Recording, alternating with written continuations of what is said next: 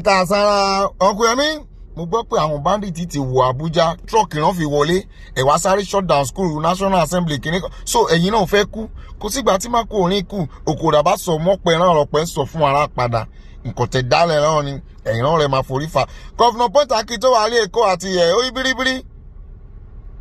ẹ ti sùn ǹjẹ́ yín mọ̀ iye truck tó ń wọlé truck àwọn Fúlàní orí màálù ẹ mọ̀ iye truck tó ń wọ ìlú yín ní ojoojúmọ́ mélòó lẹ ti intercept àwọn truck náà wọ́n á kó level sísàlẹ̀ wọ́n á kó màálù sí orí ẹ̀ wọ́n á kó level wọlé tí àwọn pípì bá strike lẹ́kọ̀ọ́ àbílẹ̀ Ògùn ṣe lẹ́ẹ̀kan náà báyìí everybody náà máa padànù torí kò sí security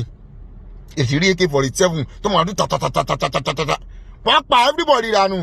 so gbogbo èmi náà sọ pé ẹ̀wọ̀n Nàìjíríà kò sí nǹkan ló ń jẹ́ wọ́n Nàìjíríà fake scam ló ń jẹ́ bẹ́ẹ̀ àwọn bàbá àgbàyà wọn ni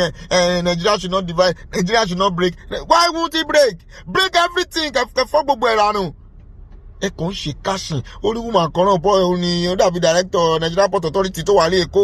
tẹ bá rí káṣìn tí wùmọ̀ náà ń ṣe 100 of billions àwọn ọmọ máa fojú kékeré wo